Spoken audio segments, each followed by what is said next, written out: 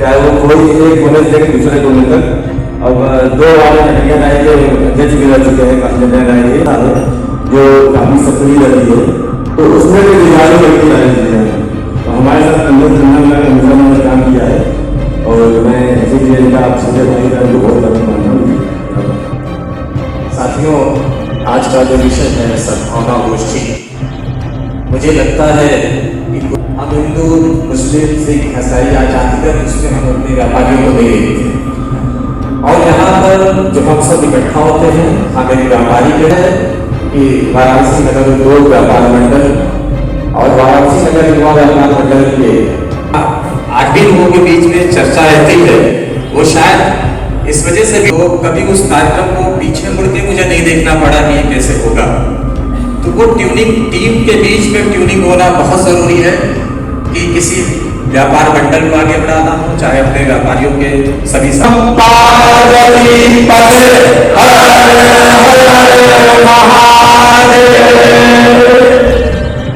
साथियों, हम सभी के बीच में हो रहा है और ये जयकारा काशी की गलियों से, शहर से निकलकर पूरे विश्व तक पहुंचा है। और आज हम सिर्फ काशी में नहीं इस जयकारे को नहीं सुनते, बल्कि जब हम लोग टीवी में देखते हैं और माननीय प्रधानमंत्री जी बाहर भी जाते हैं तो ये जयकारा, चूंकि माननीय प्रधानमंत्री जी हमारे शहर के सांसद हैं, देश के प्रधानमंत्री हैं, तो ये जयकारा वहां भी सुनाई पड़ता है। तो बाबा के जयकारे से कम हम सब काशीवासी ऐसी ऊर्जा का संचार करते हैं। लगता है कोई काम की शुरुआत करिए, वो शुरुआत होते ही लगता है कि संपन्न होने की स्थिति में आ गया है।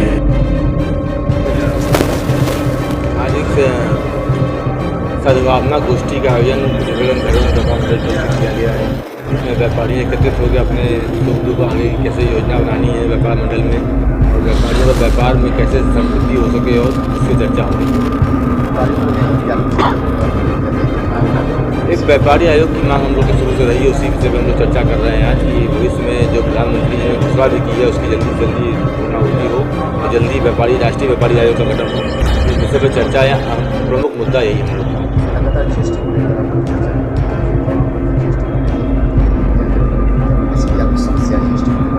जीएसटी में विसंगतियाँ बहुत सी हैं, उसको समझने में हम लोग को काफ़ी दिक्कत हो रही है। इसी बीच हम लोग के बीच में ज्वाइंट कमिश्नर साहब भी आए हुए हैं, तो वो हम लोग के सवालों का अपना बता भी रहे हैं कि निस्तारण कैसे क्या हो सकता है, कैसे हम लोग इसमें सरल तरीके से कर सकते हैं।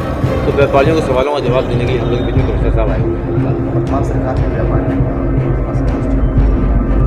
ठीक है, व्यापारी संतुष्ट है तभी तो सरकार बार बार जिताया जा रहा है, भाजपा को संतुष्ट है तभी तो कैसे।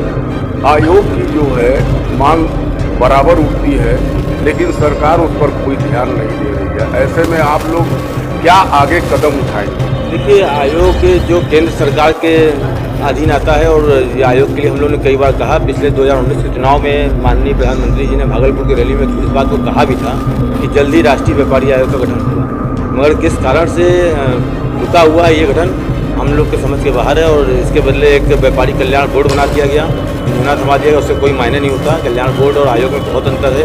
जैसे अल्पसंख्यक आयोग बना हुआ है, महिला आयोग बना हुआ है, बाल आयोग बना हुआ है, ऐसे ही आयोग एक व्यापारी आयोग की हम लोग की जबरदस्त मांग है। पूरे देश के व्यापारियों का हित होगा।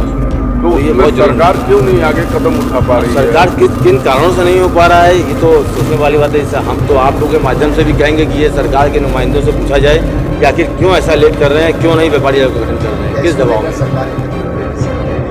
सारे बड़े बड़े जितने पूर्व में भी 2016 से मैं आंदोलन कर रहा हूँ, इसमें कई लोगों हम लोगों ने नगर उद्योग व्यापार मंडल ने अपने पत्रक भी दिए हैं और आश्वासन बराबर मिलता है कि नहीं आपकी बातों को कहा जाएगा, रखा जाएगा।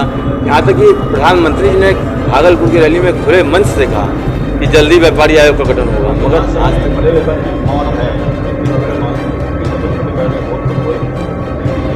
ऑनलाइन से तो काफ़ी दिक्कत हो रही है। छोटे व्यापारी खुदरा व्यापार में काफ़ी दिक्कत हो रही है।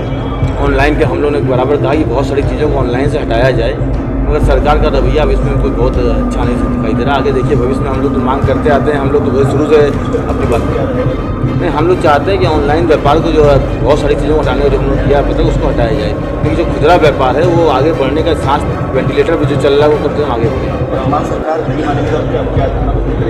अगर नहीं मानेगी तो व्यापार मंडल और व्यापारी तो उसके पास तो आखिरी है ही है ऑप्शन, धरना प्रदर्शन करना ही पड़ेगा। क्या लगता है आपको, कहा जाता है कि सरकार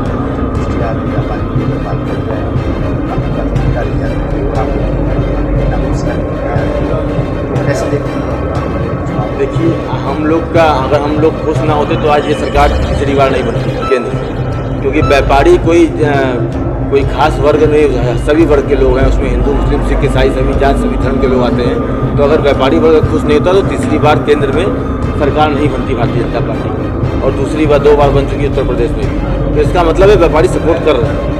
तो वही सरकार का भी दायित्व होता है कि व्यापारियों को भी ध्यान दे। ये मैं बार बार कहता हूँ कि जैसे आप सब वर्गों किसानों के ऊपर ध्यान दे रहे हैं, छात्रों के ऊपर ध्यान दे रहे हैं, वैसे व्यापारियों के ऊपर भी आपको ध्यान देने की आवश्यकता है।